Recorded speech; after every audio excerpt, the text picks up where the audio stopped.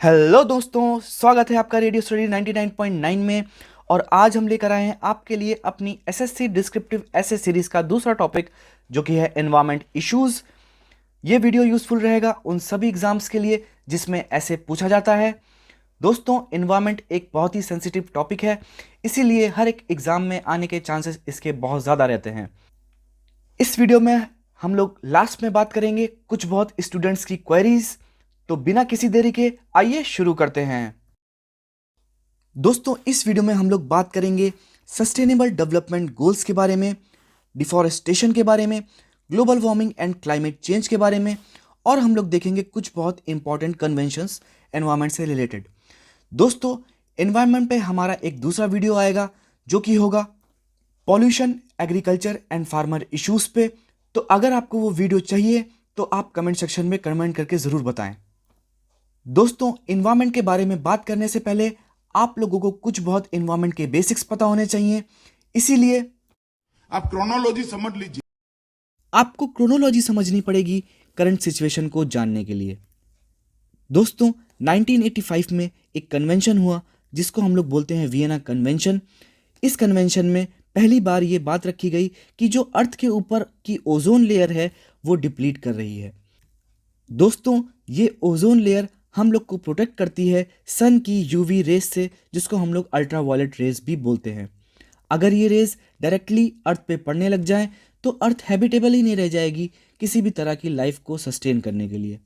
अर्थ का टेम्परेचर बढ़ जाएगा और बहुत सारी डिसीजेस फैलने लग जाएंगी, तो कुल मिलाकर अर्थ के ऊपर लाइफ पॉसिबल ही नहीं रहेगी। तो इस चीज़ को एड्रेस करने के लिए एक प्रोटोकॉल आया जिसको हम लोग बोलते हैं मॉन्ट्रियल प्रोटोकॉल। और इस प्रोटोकॉल में ये बात कही गई कि जो ओजोन डिप्लीटिंग सब्सटेंस हैं उन पे रोक लगाई जाए। अगेन दोस्तों, 1987 में एक चीज़ और हुई, बर्टलैंड रिपोर्ट, जिसका थीम थी आवर कॉमन फ्यूचर। उसने सस्टेनेबल डेवलपमेंट का कॉन्सेप्ट दिया वर्ल्ड को पहली बार। और इन्वायरमेंट की हिस्ट्री का जो सबसे मेजर पॉइंट था वो था 1992 का अर्थ समिट, जो कि हुआ था ब्राज़ील के एक शहर रियो डी जेनेरियो में। इस समिट में 3 इंपॉर्टेंट कन्वेंशंस आए। पहला कन्वेंशन था बायोडाइवर्सिटी को लेकर, दूसरा कन्वेंशन था लैंड को लेकर, और तीसरा कन्वेंशन था क्लाइमेट चेंज को लेकर। बायोडाइवर्सिटी के लिए जो कन्वेंशन आया वो था CBD, यानी कि convention on biological diversity. Land को लेकर जो कन्वेंशन आया वो था UNCCD, यानी कि United Nation Convention to Combat Desertification. और क्लाइमेट चेंज को लेकर जो कन्वेंशन आया वो था UNFCCC, यानी कि United Nations framework convention on climate change. अब बात करते हैं बायोडाइवर्सिटी की। तो दोस्तों, बायोडाइवर्सिटी का मतलब होता है कि अर्थ पे जीवन कितनी प्रकार से एग्जिस्ट कर रहा है और उसमें कितनी वैरायटी है, कितनी डाइवर्सिटी है। और क्योंकि जैसा कि हम लोग जानते हैं कि जो ह्यूमंस हैं वो सबसे ज़्यादा कैपेबल हैं, इसीलिए हम लोग की भी जिम्मेदारी बन जाती है कि अर्थ पे जो दूसरा जीवन है उसे प्रोटेक्ट और प्रिजर्व करने की। तो दोस्तों, बायोडाइवर्सिटी में जो कन्वेंशन था, कन्वेंशन ऑन बायोलॉजिकल डाइवर्सिटी, इसके 3 इंपॉर्टेंट गोल्स थे। पहला गोल था कंजर्वेशन ऑफ स्पीसीज, दूसरा गोल था सस्टेनेबल यूज़, और तीसरा गोल था फेयर शेयरिंग ऑफ बेनिफिट्स। मैं इसको यहाँ पर लिख देता हूँ। दोस्तों, मैंने यहाँ पर ये तीनों ही गोल्स लिख दिए। सबसे पहला गोल कंजर्वेशन ऑफ स्पीशीज, दूसरा गोल सस्टेनेबल यूज़, और तीसरा गोल फेयर शेयरिंग ऑफ बेनिफिट्स। दोस्तों, इन दोनों गोल्स को अचीव करने के लिए 2000 यानी कि 2000 में कार्टेजिना प्रोटोकॉल आया, और जो ये तीसरा गोल था इसको अचीव करने के लिए नागोया प्रोटोकॉल आया 2010 में। आप चाहें तो इस स्लाइड का स्क्रीनशॉट ले सकते हैं। अब मैं इसको हटाने जा रहा हूं। अब बात करते हैं क्लाइमेट चेंज की। क्लाइमेट चेंज के लिए जो ट्रीटी थी वो थी UNFCCC, और इसकी इम्प्लीमेंटिंग जो बॉडी थी वो थी IPCC, जिसको हम लोग बोलते हैं inter governmental panel on climate change. दोस्तों, इस ट्रीटी को एनफोर्स करने के लिए 1997 में क्योटो प्रोटोकॉल आया। क्योटो प्रोटोकॉल ने डिफरेंट कंट्रीज़ को टारगेट्स दिए अपने ग्रीन हाउस गैसेस के एमिशन को रिड्यूस करने के लिए, उनके प्रोडक्शन को कम करने के लिए। क्योटो प्रोटोकॉल में ये एस्टिमेट किया गया और ये कोशिश करी गई कि वर्ल्ड का जो टेम्परेचर 2100 तक की 2 डिग्री के नीचे एवरेज टेम्परेचर उसका ना बढ़े। देन दोस्तों क्योटो प्रोटोकॉल 2012 तक की एनफोर्सेबल था। देन उसके बाद में एक अमेंडमेंट हुआ जिसको हम लोग बोलते हैं दोहा अमेंडमेंट। उसने थोड़े से और स्ट्रिक्ट टारगेट्स दिए डिफरेंट कंट्रीज़ को। देन दोस्तों हमारे पास 2015 में पेरिस एग्रीमेंट आया और ये थोड़ा सा और स्ट्रिक्ट हो गया अपने टारगेट्स को लेकर, और उसने ये जो 2100 का जो नया टारगेट था उसको रिड्यूस करके 1.5 डिग्री सेल्सियस पे कर दिया और डिफरेंट कंट्रीज़ को टारगेट्स दिए 2030 तक की अचीव करने के लिए। दोस्तों ग्रीन हाउस गैसेस क्या होती हैं अभी हम लोग आगे डिस्कस करेंगे। अभी हम लोग जस्ट बैकग्राउंड समझ रहे हैं, अभी हम लोग का टॉपिक स्टार्ट नहीं हुआ है। चलिए अब हम लोग थोड़े बहुत और कन्वेंशंस देख लेते हैं। सबसे पहला साइट्स, जिसको हम लोग बोलते हैं convention on international trade in endangered species. ये कन्वेंशन प्रिवेंट करता है, रोकता है जो एंडेंजर्ड स्पीशीज़ हैं उनके ट्रेड को। दूसरा कन्वेंशन है रोटरडैम कन्वेंशन, जो कि एक यूएन ट्रीटी है जिसमें हम लोग मूवमेंट ऑफ हजार्डस केमिकल्स और जो पेस्टिसाइड्स हैं इन पर रोक लगाते हैं, जो कि हार्मफुल केमिकल्स और पेस्टिसाइड्स हैं इन पर रोक लगाते हैं। थर्ड हमारे पास है सीएमएस, जिसको हम लोग बोलते हैं कन्वेंशन ऑन माइग्रेटरी स्पीशीज़। जैसा कि हम लोग जानते हैं कि बहुत सारी माइग्रेटरी बर्ड्स होती हैं, बहुत सारी माइग्रेटरी फिशेज़ होती हैं और एनिमल्स होते हैं जो कि एक जगह से दूसरे जगह पर जाते हैं, तो उनके संरक्षण, उनके प्रोटेक्शन के लिए ये कन्वेंशन आया। इसको हम लोग बॉन कन्वेंशन भी बोलते हैं। फोर्थ हम लोग का बेजल कन्वेंशन। इस पे जो हजार्डस वेस्ट है, देखा गया है कि जो इलेक्ट्रॉनिक वेस्ट होता है या डिफरेंट टाइप के जो वेस्ट होते हैं, दूसरी कंट्रीज़ उसको समुद्र में या कहीं और डंप कर देती हैं, तो इस चीज़ पे रोक लगाने के लिए बेजल कन्वेंशन आया। देन हमारे पास रामसर कन्वेंशन था, जिसको हम लोग वाटरफॉल कन्वेंशन भी बोलते हैं, जो कि वेटलैंड्स होते हैं इनके संरक्षण के लिए, इनके प्रोटेक्शन के लिए रामसर कन्वेंशन को लाया गया। देन हमारे पास स्टॉकहोम कन्वेंशन आता है, जो कि बात करता है जो परसिस्टेंट ऑर्गेनिक पॉल्यूटेंट्स हैं एयर में, इनको कैसे रिड्यूस किया जाए, इनको कैसे ख़त्म किया जाए। देन हमारे पास किगाली एग्रीमेंट की एक बात होती है, जो कि एक तरह से मॉनिट्रियल प्रोटोकॉल, जो कि मैंने आपको लास्ट में अभी बताया 1987 में ओजोन डिप्लीशन सब्सटेंसेस जो थे उनको रिड्यूस करने के लिए या फिर उन पे बैन लगाने के लिए किगाली एग्रीमेंट एक अमेंडमेंट था मॉनिट्रियल प्रोटोकॉल का, जिसने बैन लगाया हाइड्रोफ्लोरोकार्बन्स पे, जिसको हम लोग HFCs भी बोलते हैं। दोस्तों आप चाहें तो इन सबको याद कर सकते हैं, कहीं ना कहीं आपको ऐसे में कोट करने के लिए काम आ जाएगा। मैंने इन सभी कन्वेंशंस का डिटेल में डिस्क्रिप्शन नहीं दिया है, क्योंकि मुझे ऐसा लगता है कि इतना डिटेल में पढ़ने की ज़रूरत भी नहीं है। जितना हम लोग के लिए ऐसे में इम्पॉर्टेंट हो हम लोग उतना ही पढ़ें तो ये अच्छा है। अब दोस्तों हम लोग बात करते हैं कॉन्सेप्ट ऑफ सस्टेनेबल डेवलपमेंट की। दोस्तों सस्टेनेबल डेवलपमेंट की जब बात आती है तो यहाँ पर महात्मा गांधी का एक कोट आता है, जो कि सबसे बेस्ट सस्टेनेबल डेवलपमेंट को एक्सप्लेन करता है। वो कोट है, there is enough for everybody's need but not enough for anyone's greed. यानी कि इस दुनिया में इतना तो है कि सबकी ज़रूरतें पूरी हो जाएं, लेकिन इतना भी नहीं है कि किसी एक आदमी का लालच पूरा हो सके। तो हमें अपनी प्राकृतिक संपदा को, अपने नेचुरल रिसोर्सेस को एक ऑप्टिमम तरीके से यूज़ करना है, ताकि आने वाली जो जनरेशन्स हैं वो भी इसका लाभ उठा सकें और आने वाले समय में भी लाइफ एग्जिस्ट कर सके। अब बात करते हैं सस्टेनेबल डेवलपमेंट गोल्स की।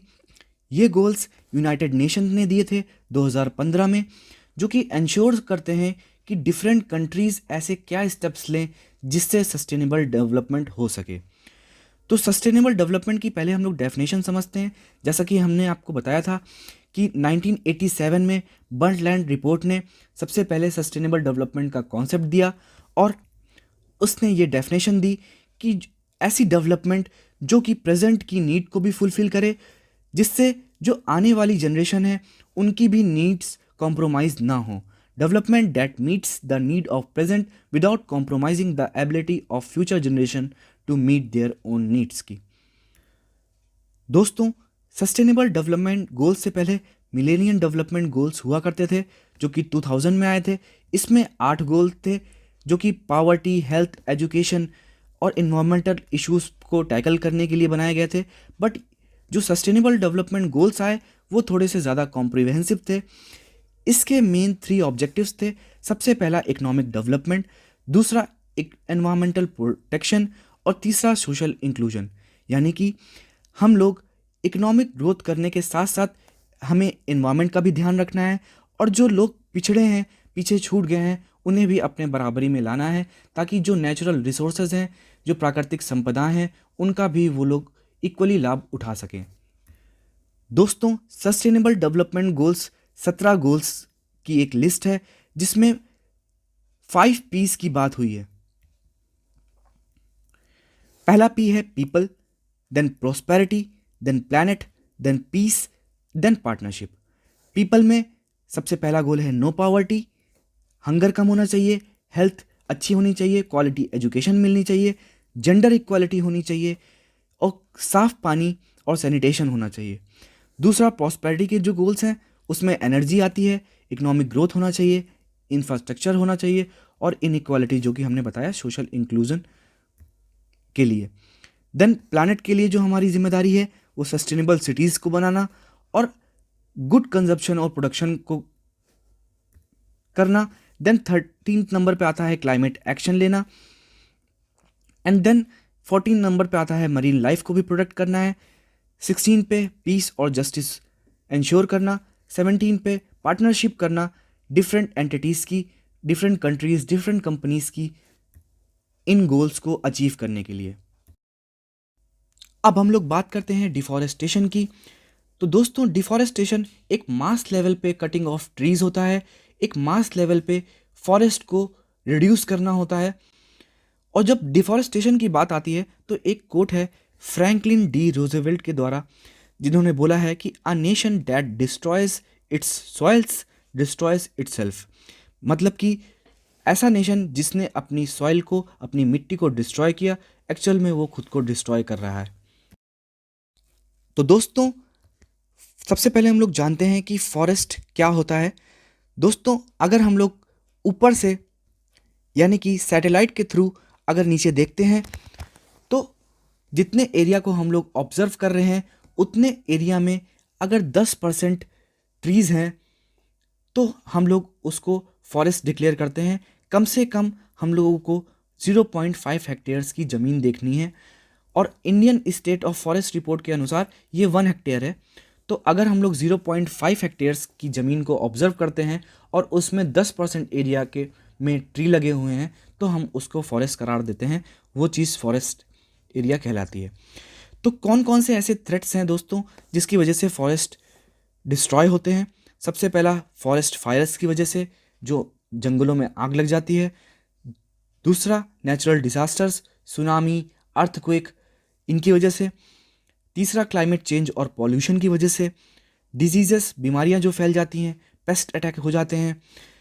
छठा एंथ्रोपोजेनिक थ्रेट्स यानी कि ह्यूमन थ्रेट्स, जो ह्यूमन एक्टिविटीज़ होती हैं, ये एक मेजर थ्रेट है। And then lack of governance, जब गवर्नमेंट प्रॉपर नियम कानून नहीं बनाती डिफॉरेस्टेशन के खिलाफ, तब भी वहाँ पर डिफॉरेस्टेशन होता है। अब बात करते हैं बेनिफिट्स क्या होते हैं एफॉरेस्टेशन के, यानी कि नए नए फॉरेस्ट बनाने के बेनिफिट्स क्या हैं। सबसे पहला है कि जो बायोडाइवर्सिटी होती है उसका कंजर्वेशन होता है। जैसा कि हम लोग जानते हैं दोस्तों कि फॉरेस्ट में बहुत तरह के जीवन होता है, तो अगर हम लोग फॉरेस्ट को बचाएंगे तो वहाँ के जीवन भी बचेगा। दूसरा क्लाइमेट चेंज मिटिगेशन, अगर हम लोग फॉरेस्ट बनाते हैं तो जैसा कि हम लोग जानते हैं कि फॉरेस्ट ऑक्सीजन प्रोवाइड करते हैं अर्थ को और कार्बन डाइऑक्साइड लेते हैं, तो इससे जो क्लाइमेट चेंज का जो थ्रेट है वो भी रिवर्स होगा, वो भी मिटिगेट होगा। तीसरा इकोनॉमिक गेन्स होंगे। बहुत सारी इंडस्ट्रीज जो कि डायरेक्टली डिपेंडेंट होती हैं फॉरेस्ट पे, जैसे कि टिम्बर इंडस्ट्री, बैम्बू इंडस्ट्री। तो अगर हम लोग फॉरेस्ट को नर्चर करेंगे, उन्हें बढ़ाएंगे, तो बहुत सारी बेनिफिट्स फॉरेस्ट हम लोग को प्रोवाइड करते हैं। बहुत सारे फ्रूट्स, वेजिटेबल्स प्रोवाइड करते हैं और उनका एक्सपोर्ट करके हम लोग इकोनॉमिक गेन्स पा सकते हैं और एम्प्लॉयमेंट भी क्रिएट कर सकते हैं। देन जितने ज़्यादा पेड़ लगे होंगे उतना सॉइल इरोजन कम होगा, दोस्तों, सॉइल इरोजन का मतलब होता है कि हवा से चलने वाली जो मिट्टी होती है, जो उपजाऊ मिट्टी होती है, वो उड़ के कहीं और चली जाती है और लास्ट में जो क्रस्ट है, जो चट्टानें हैं, वो रह जाती हैं, जिसकी वजह से डेजर्टिफिकेशन हो जाता है। जो लैंड होता है वो एक डेजर्ट बन जाता है, उसमें उपजाऊ मिट्टी खत्म हो जाती है। तो अगर फॉरेस्ट रहते हैं, ट्री रहते हैं, तो वो सॉइल इरोजन को प्रिवेंट करते हैं। देन दोस्तों, हम लोग बात करते हैं Indian state of forest report, जो कि 2019 में आई थी। ये रिपोर्ट हर 2 साल पे आती है। वैसे तो 2021 में अभी एक नई रिपोर्ट आने वाली है। हो सकता है कि आपके एग्ज़ाम तक की एक नई रिपोर्ट आ जाए, तो आपको उसे भी देखना पड़ेगा। 2019 में जो रिपोर्ट आई थी, वो उसने बताया कि इंडिया में जो टोटल फॉरेस्ट और ट्री कवर है वो 24.56 है, और पिछली रिपोर्ट के मुकाबले में टोटल 0.65% का इंक्रीमेंट हुआ है इंडिया के फॉरेस्ट में। तो ये एक इम्पॉर्टेंट डेटा है, आप इसे नोट कर लीजिए फ्रेंड्स। दोस्तों, अब हम बात करते हैं global forest resource assessment report की, जो कि फूड एंड एग्रीकल्चर ऑर्गेनाइजेशन हर साल रिलीज़ करता है। उसने ये बताया कि इंडिया के पास टोटल 2% है पूरे दुनिया के फॉरेस्ट के, और उसने अपने इस रिपोर्ट में इंडिया को 3rd रैंक पे रखा है, जिसने सबसे ज़्यादा गेन किया है फॉरेस्ट एरिया में। और पहले नंबर पे इसमें चाइना है, दूसरे नंबर पे ऑस्ट्रेलिया है, और 3rd नंबर पे इंडिया है। यानी इंडिया 3rd नंबर पे ऐसी कंट्री है जो सबसे ज़्यादा फॉरेस्ट को गेन कर रही है, नए नए फॉरेस्ट बना रही है। देन हम लोग के पास आते हैं ग्लोबल फॉरेस्ट गोल्स, जो कि यूनाइटेड नेशन ने दिए हैं। दोस्तों, अगेन ये गोल्स क्लाइमेट चेंज को मिटिगेट करने के लिए हैं, और बहुत सारी चीज़ें, जैसा कि हम लोगों ने देखा, बायोडाइवर्सिटी बचाने के लिए और लैंड को के डेजर्टिफिकेशन को बचाने के लिए ये गोल्स यूनाइटेड नेशन ने फॉर्मुलेट करे हैं। सबसे पहला है कि जो गोल्स हैं कि 3% जो फॉरेस्ट कवर का लॉस है उसे वापस हम लोगों को रीगेन करना है। जो भी दुनिया से फॉरेस्ट गायब हुए हैं उनका एटलीस्ट 3% हम लोग को गेन करना है फिर से। और जो कम्युनिटी डिपेंड कर रही है फॉरेस्ट पे, उनको भी बेनिफिट प्रोवाइड करना है, और उनके भी लाइवलीहुड को अच्छा बनाना है। उनकी जो पॉवर्टी है उसे भी अच्छा करना है, जो फॉरेस्ट डिपेंडेंट्स हैं उनके लिए। 3rd, जो अभी ऑलरेडी एग्जिस्टिंग जो फॉरेस्ट हैं उनको भी प्रोटेक्ट करना है। 4th, जो रिसोर्सेज हैं फॉरेस्ट के, जो उत्पाद हैं उनको भी मोबिलाइज करना है, ताकि फॉरेस्ट यूजफुल बने और उनकी कटिंग ना हो। 5वें नंबर पे जो इंक्लूसिव फॉरेस्ट गवर्नेंस करनी है, मतलब कि जो गवर्नमेंट है उसे ध्यान में रखना पड़ेगा फॉरेस्ट को भी अपने लॉज और पॉलिसीज़ को बनाते टाइम। 6ठे नंबर पे कॉरपोरेशन अक्रॉस सेक्टर्स, जो भी बड़े सेक्टर्स हैं, गवर्नमेंट्स हैं, कंट्रीज़ हैं, कंपनीज़ हैं, उनमें एक कॉरपोरेशन इस्टेब्लिश करना, ताकि हमारे जो फॉरेस्ट हैं वो बच सकें। अब हम लोग देख लेते हैं कुछ बहुत गवर्नमेंट स्टेप्स जो कि इंडियन गवर्नमेंट ने लिए थे। सबसे पहला है वाइल्ड लाइफ प्रोटेक्शन एक्ट 1972 में ये आया था। देन फॉरेस्ट कंजर्वेशन एक्ट 1980 में आया था। देन एनवायरमेंट प्रोटेक्शन एक्ट 1986 में आया था। Then National Mission for Green India. Then National Afforestation Programme. Then Forest Fire Prevention and Management Scheme. दोस्तों, इसमें हम ये जो स्टेप्स हैं इसको डिटेल में डिस्कस नहीं कर रहे हैं। अगर आप लोग बोलेंगे तो इन गवर्नमेंट स्कीम्स और स्टेप्स के लिए एक मेजर वीडियो आ जाएगी। तो अगर आपको ऐसी कोई वीडियो चाहिए तो कमेंट सेक्शन में कमेंट करके ज़रूर बताएं। देन कुछ बहुत सजेशंस हैं। सबसे पहला सजेशन है कि सस्टेनेबल फॉरेस्ट मैनेजमेंट, अगर कुछ भी हम लोग पॉलिसीज़, लॉज कुछ भी बना रहे हैं तो फिर हमने फॉरेस्ट को भी ध्यान में रखना है, और फॉरेस्ट इफेक्ट ना हो ऐसे हमें काम करने हैं। देन हमारे पास जो लॉज हैं उनको और मजबूत करना है। देन हमारे पास एक कार्बन क्रेडिट्स अप्रोच होती है।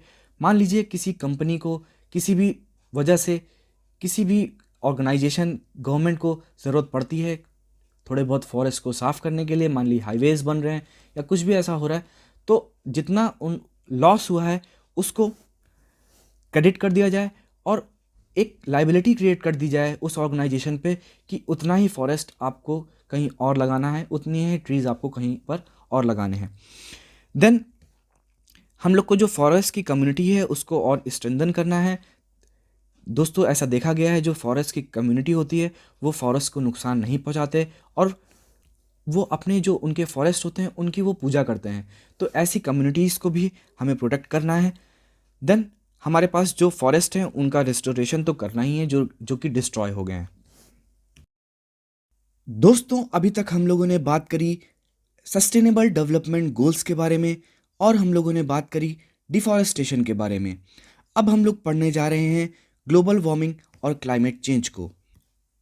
दोस्तों ग्लोबल वार्मिंग एक बहुत ही डेंजरस फिनोमिना है जिसकी वजह से अर्थ का जो एवरेज टेम्परेचर है वो बढ़ता जा रहा है और अर्थ के ऊपर गर्मी बढ़ती जा रही है।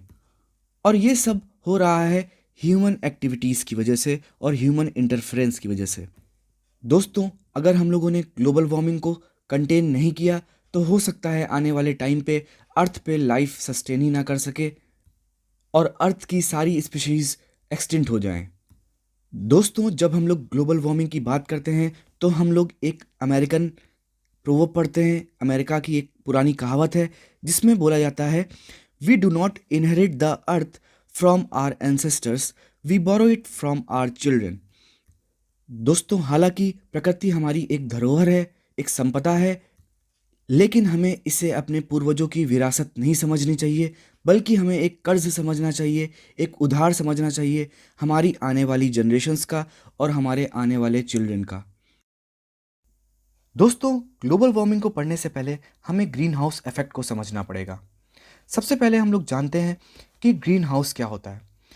दोस्तों ग्रीन हाउस एक ऐसा एरिया होता है जिसे कवर कर दिया जाता है ग्लास से ताकि उसके अंदर का जो एटमॉस्फेयर है, उसके अंदर की जो हवाएं हैं वो एस्केप ना कर पाएँ। दोस्तों जैसा कि हम लोग जानते हैं कि हवा में एक पानी होता है वाटर वेपर के फॉर्म में।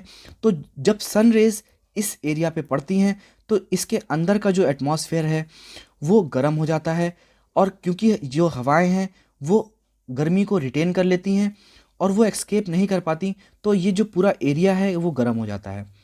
ये इफेक्ट यूज़फुल होता है उन सभी क्रॉप्स के लिए जिन्हें गर्मी चाहिए होती है ग्रो करने के लिए। दोस्तों ये सेम फिनोमिना अर्थ पर भी होता है।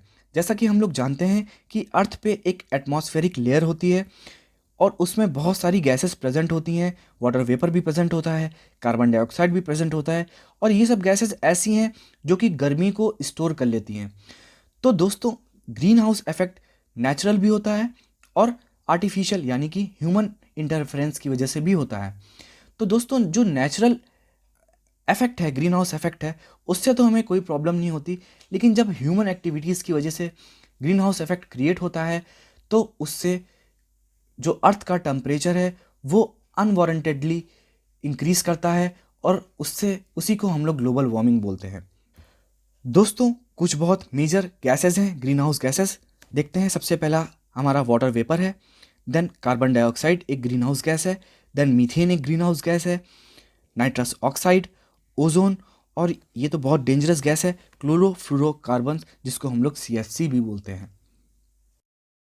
अब हम लोग बात करते हैं अपने टॉपिक क्लाइमेट चेंज और ग्लोबल वार्मिंग की। सबसे पहले हम लोग जानते हैं यूनाइटेड नेशंस एनवायरनमेंट प्रोग्राम की एमिशन गैप रिपोर्ट के प्रोविजंस को। दोस्तों इस रिपोर्ट का एक कॉन्सेप्ट है नेट ज़ीरो एमिशंस कॉन्सेप्ट। इस कॉन्सेप्ट का मतलब ये है कि अर्थ पे, धरती पे एक ऐसा टाइम आएगा जब ग्रीन हाउस गैसेस का जो एमिशंस जो डिफरेंट कंट्रीज कर रही हैं वो ज़ीरो हो जाएगा। तो अगर हम लोग को 1.5 डिग्री सेल्सियस का टारगेट अचीव करना है तो दुनिया को जो नेट ज़ीरो एमिशंस हैं वो 2050 तक की करने पड़ेंगे। बट रिसेंट की सिचुएशन देख के तो ऐसा नहीं लगता। कंट्रीज़ ने जो प्लेज किया है, जो कंट्रीज़ वादे कर रही हैं, उनके हिसाब से ये देख के लगता है कि ये जो नेट ज़ीरो एमिशंस है वो 2070 तक की हम लोग अचीव कर पाएंगे। और अगर जो कंट्रीज़ वादे कर रही हैं अगर इन्हें भी नहीं निभाती हैं तो 2100 तक की जो हमारा टेम्परेचर है वो 3 डिग्री सेल्सियस के एवरेज टेम्परेचर है वो ऊपर भी जा सकता है। ये 2020 की रिपोर्ट जो आई थी एमिशन गैप रिपोर्ट, उसने ये बात बताई। 2010 से हर साल ग्रीन हाउस गैसेस के जो एमिशंस हैं वो 1.4% इंक्रीज़ हो रहे हैं, बट कोविड के टाइम पर ये डिक्रीज भी हुए। जो 4 सबसे एमिटर्स एमिटर्स हैं ग्रीन हाउस गैसेस के, वो हैं चाइना, यूएस, यूरोपियन यूनियन और इंडिया, जो कि टोटल 55% एमिशंस करते हैं पूरी दुनिया का। देन 2021 की same report, emission gap report, ने बताया कि जो पैंडेमिक के टाइम पर जो CO2 कार्बन डाइऑक्साइड के जो एमिशंस हैं वो 5.4% गिर गए, और इंडिया में यही एमिशंस 6.2% गिरे। दोस्तों, इंडिया एनर्जी आउटलुक 2021 के रिपोर्ट के अनुसार India 3rd highest energy consumption की कंट्री है, और इसका साइज देखकर ये जायज़ भी है। सेकंड, जो इंडिया की most of the energy requirement है वो 80% वो फॉसिल फ्यूल से फुलफिल होती है। थर्ड, 660 मिलियन लोग ऐसे हैं इंडिया में जो कि स्टिल मॉडर्न और क्लीन कुकिंग को ऑप्ट नहीं करें, जो अभी भी पुराने जो कुकिंग के तरीके हैं उनमें रिलाई करते हैं, जो कि है चूल्हे पे आग जलाना और डिफरेंट हार्मफुल कुकिंग मेथड्स। दोस्तों, क्लाइमेट चेंज क्यों होता है? सबसे पहले वॉल्केनिक इरप्शंस की वजह से, सोलर रेडिएशंस की वजह से, फॉसिल फ्यूल्स की बर्निंग की वजह से, अगेन ये एक ह्यूमन एक्टिविटी है, देन डिफॉरेस्टेशन की वजह से। तो इन सब की वजह से क्लाइमेट चेंज भी होता है, ग्लोबल वार्मिंग भी होती है, और ये सब रीजंस एक थ्रेट हैं हमारे क्लाइमेट के ऊपर। दोस्तों, अब बात करते हैं लास्ट में ग्लोबल वार्मिंग से होने वाले दुष्परिणामों की, उनके इफेक्ट्स की। सबसे पहला इफेक्ट है कि श्रिंक हो जाएगी हमारी क्रायोस्फीयर, यानी कि जो धरती पे बर्फ़ है वो पिघल जाएगी, जिसकी वजह से जो समुद्र का पानी है वो इंक्रीज़ कर जाएगा, समुद्र के लेवल में राइज आ जाएगा। एंड देन प्रॉब्लम हो जाएगी ऐसे देशों के लिए, ऐसी सिटीज़ के लिए जो कि समुद्र तट के बगल में है। दोस्तों, मैं आपको एक ऑब्जर्वेशन बता दूं कि अगर 3 डिग्री से ज़्यादा हमारा एवरेज टेम्परेचर राइज करता है ग्लोबल वार्मिंग के थ्रू, तो हमारा मुंबई शहर डूब जाएगा। ऑल्सो हमारा लक्षद्वीप पूरा डूब जाएगा, हमारा आधे से ज़्यादा अंडमान निकोबार डूब जाएगा, और यही नहीं, बहुत सारे जो ऐसे एरियाज़ हैं जो कि समुद्र तट के बगल में हैं वो डूब जाएंगे। दोस्तों, अगर हमारी क्रायोस्फीयर श्रिंक करती है तो उसका और भी परिणाम है, जैसे कि हमारी अर्थ की एल्बिडो वैल्यू कम हो जाएगी। दोस्तों, एल्बिडो वैल्यू का मतलब ये होता है कि जब जो वाइट कलर होता है वो सबसे ज़्यादा हीट को रिफ्लेक्ट करता है, तो जो सन से आने वाली जो रेज हैं वो स्नो की वजह से सबसे ज़्यादा रिफ्लेक्ट होती हैं। तो अगर स्नो कम होता है तो हमारी एल्बिडो वैल्यू भी कम हो जाएगी, जिसकी वजह से जो हीट वेव्स हैं वो अर्थ पे एग्जिस्ट रह जाएंगी, और उससे ग्लोबल वार्मिंग और भी ज़्यादा बढ़ेगी। देन सेकेंड नंबर पे जो हमारा इफेक्ट है वो होगा राइज ओशन लेवल पे, जैसा कि मैंने आपको बताया। दोस्तों, ओशन लेवल के राइज होने से सिर्फ उन एरियाज को प्रॉब्लम नहीं होगी जो समुद्र तट के बगल में है, बल्कि मरीन लाइफ भी बहुत अफेक्ट होगी, क्योंकि जब ओशन में पानी ज़्यादा जाएगा तो उनकी सैलिनिटी में भी चेंज आएगा, और हो सकता है कि जो ऑर्गेनिज्म एक पर्टिकुलर सैलिनिटी में एग्जिस्ट कर सकते हैं वो दूसरी सैलिनिटी में एग्जिस्ट ना कर पाएँ और वो एक्सटिंक्ट हो जाएं। थर्ड नंबर पे हमारा एयर क्वालिटी तो वर्स होगा ही। फोर्थ नंबर पे बायोडाइवर्सिटी भी डिक्रीज़ होगी, हीट वेव्स बढ़ेंगी, फॉरेस्ट फायर्स बढ़ेंगी, और माइग्रेशन का भी इशू आएगा। लोग एक जगह से दूसरी जगह माइग्रेट भी करेंगे। जब शहर के शहर पूरे डूबेंगे तो उस समय क्या सिचुएशन होगी ये आप खुद ही इमेजिन कर सकते हैं। अब हम लोग बात कर लेते हैं कुछ बहुत सॉल्यूशंस की, क्या क्या सॉल्यूशंस पॉसिबल हैं। सबसे पहले सरकारों को डायरेक्ट सपोर्ट देना होगा, जो कि ज़ीरो एमिशन टेक्नोलॉजीज़ हैं और क्लीन कोल टेक्नोलॉजीज़ हैं, जैसे कि इलेक्ट्रिक कार हो गई। क्लीन कोल टेक्नोलॉजी में सरकार BS6 BS4 ऐसे करके इंजन्स को प्रमोट कर रही है। देन हमें जो फॉसिल फ्यूल्स के लिए जो हम सब्सिडीज़ दे रहे हैं डिफरेंट कंपनीज़ को, उनको हमें रिड्यूस करना पड़ेगा। फॉसिल फ्यूल्स का यूसेज ही हमको रिड्यूस करना पड़ेगा। जो न्यू कोल प्लांट्स हैं उनको बंद करिए, उनको इस्टेब्लिश मत करिए। रिफॉरेस्टेशन करिए और एफॉरेस्टेशन। रिफॉरेस्टेशन का मतलब जो डिफॉरेस्टेशन के थ्रू जंगल बर्बाद हो गए उनको वापस से रीइंस्टॉल करिए और नए फॉरेस्ट भी लगाइए। देन कार्बन को कैप्चर करिए और उनका स्टोरेज करिए। जैसे कि दिल्ली में स्मॉग टावर है, एटमॉस्फेयर में जो कार्बन है, कुछ बहुत ऐसी डिवाइसेस आती हैं जो कि उस कार्बन को अपने में ऑब्जर्व कर लेती हैं एंड देन उसके बाद में उनको आप कहीं पर स्टोर कर सकते हैं। तो इस तरह से एटमॉस्फेयर का जो कार्बन है वो कम होगा।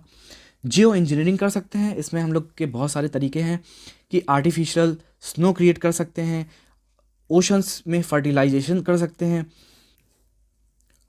क्लाउड्स को हम लोग और डेंस बना सकते हैं ताकि हम लोग की एल्बिडो वैल्यू और इंक्रीज हो। देन हम लोग को क्लाइमेट स्मार्ट सिटीज़ लानी पड़ेंगी, जैसे कि साइबर सिटी इलॉन मस्क बना रहे हैं, ढोलेरा सिटी जो कि गुजरात में बन रही है। देन हम लोग को ग्रीन इकोनॉमी को प्रमोट करना पड़ेगा, जैसे कि ग्रीन बॉन्ड्स इशू हुए हैं। ये एक ऐसे बॉन्ड्स हैं जो कि प्रमोट करते हैं एनवायरमेंट फ्रेंडली प्रोजेक्ट्स को। तो इस तरह के इनिशिएटिव्स हम लोग को लेने पड़ेंगे। दोस्तों, इंडियन गवर्नमेंट बहुत सारे स्टेप्स उठा रही है क्लाइमेट चेंज को लेकर। 2008 में इंडियन गवर्नमेंट ने national action plan for climate change बनाया था, जिसके तहत 8 डिफरेंट प्लान्स बनाए थे, जैसे कि national solar mission, energy efficiency mission, sustainable habitat mission, water mission, Himalayan ecosystem को सस्टेन करने का mission, green India mission, sustainable agriculture mission और क्लाइमेट चेंज मिशन। तो दोस्तों, इंडियन गवर्नमेंट इन सभी मिशंस के लिए कुछ ना कुछ स्टेप्स लेती रहती है। अभी रिसेंटली में हमारे जो प्राइम मिनिस्टर हैं नरेंद्र मोदी, उन्होंने इंटरनेशनल सोलर अलायंस की फॉर्मेशन करी है, जिसका मोटो है one sun one world and one grid. दोस्तों, इंटरनेशनल सोलर अलायंस का ये ऑब्जेक्टिव है कि जो रिन्यूएबल एनर्जी है उन्हें प्रमोट किया जाए और जो नॉन रिन्यूएबल एनर्जी है उस पे कंट्रीज़ की डिपेंडेंसी कम हो, कोल और फॉसिल फ्यूल्स के ऊपर कंट्रीज़ की डिपेंडेंसी कम हो। तो ये जो इनिशिएटिव था वो हमारे पीएम नरेंद्र मोदी और फ्रांस के जो पीएम थे उनके एफर्ट से हुआ। इसका हेडक्वार्टर है गुरुग्राम हरियाणा में और ये ऐसी अलायंस है जो कि कंट्रीज़ ट्रॉपिक ऑफ कैंसर और ट्रॉपिक ऑफ कैप्रिकॉर्न के बीच में है, जहाँ पे सबसे ज़्यादा सूर्य की किरणें आती हैं, उनके बीच में ये मेनली अलायंस है। और ऐसी जो कंट्रीज़ हैं उनको नरेंद्र मोदी जी ने नाम दिया है सूर्यपुत्र का, यानी कि सनशाइन कंट्रीज़। दोस्तों, अभी रिसेंटली एक वर्ल्ड सोलर बैंक लॉन्च होने जा रही है। जो भी कंट्रीज़ रिन्यूएबल एनर्जी के लिए प्रोजेक्ट लाएगी, ये बैंक उन प्रोजेक्ट्स को फाइनेंस करेगी और उन कंट्रीज़ को लोन देगी जो कि रिन्यूएबल एनर्जी की तरफ बढ़ रहे हैं। इसी के साथ ये वीडियो ख़त्म होती है। जिनके पास टाइम कम है वो जा सकते हैं। लाइक आप मत करिएगा क्योंकि वो तो आप सिर्फ कॉमेडी वीडियोस और व्लॉग्स को करते हैं। हमारी नेक्स्ट वीडियो होगी पॉल्यूशन, एग्रीकल्चर और फार्मर इश्यूज़ पे। हम लोग इस वीडियो पे 10 लाइक्स का एक टारगेट रख रहे हैं। जब भी ये 10 लाइक्स हो जाएंगे हमारी ये वीडियो रिलीज़ हो जाएगी। तो अगर आपको वो वीडियो चाहिए तो कमेंट सेक्शन पे कमेंट करके ज़रूर बताएं और इस वीडियो को लाइक करके 10 लाइक्स तक की पहुंचाएं। दोस्तों, अब बात करते हैं कुछ बहुत स्टूडेंट की क्वेरीज। दोस्तों, बहुत से स्टूडेंट्स का ये डाउट है कि हमारी वीडियोस बहुत लंबी होती हैं। दोस्तों, हम लोग कोशिश करते हैं कि अपनी वीडियो जितनी हो सके शॉर्ट रखें और वीडियो का जो कंटेंट है वो क्रिस्प हो और टू द पॉइंट हो। इन वीडियोस के थ्रू हमारी ये कोशिश रहती है कि आपको एक ही जगह पे बहुत सारी चीज़ें मिल जाएं ताकि आपको इधर उधर भटकना ना पड़े। हम लोग कोशिश करते हैं कि वीडियो में कोई भी फालतू की बात या कोई भी फालतू की चीज़ इंक्लूड ना हो जिससे आपका टाइम वेस्ट हो। दोस्तों, यूट्यूब पे बहुत सारी ऐसी वीडियोस हैं जो कि एक एक घंटे में 20-20 MCQs लोग कराते हैं एंड देन स्टूडेंट्स का बहुत टाइम वेस्ट होता है। लेकिन हमारी ये कोशिश रहती है कि आपको शॉर्ट में ज़्यादा से ज़्यादा कंटेंट दिया जाए। हमारी आप लास्ट वीडियो जो कि वीमेन इश्यूज़ पे थी वो आप देख सकते हैं। उसमें 30 मिनट में अराउंड हमने 25+ ऐसे के टॉपिक्स पढ़ाए हैं। स्टिल अगर आपको ये वीडियोस लंबी लग रही हैं तो हम लोग कोशिश करेंगे कि अगली बार से वीडियोस छोटी रखें। तो अगर आप ऐसा चाहते हैं कि हम ऐसा करें तो आप कमेंट सेक्शन में कमेंट करके ज़रूर बताएं। दोस्तों, इस वीडियो की फ्री PDF पाने के लिए और क्विक अपडेट्स लेने के लिए हमारे टेलीग्राम चैनल को ज्वाइन कर लें और हमारे अपडेट्स चैनल और स्ट्रैटेजी चैनल को भी ज्वाइन कर लें, जो कि है रेडियो स्टडी। दोस्तों, ये सीरीज़ जो हम चला रहे हैं डिस्क्रिप्टिव की, ये एक ऑन डिमांड सीरीज़ है।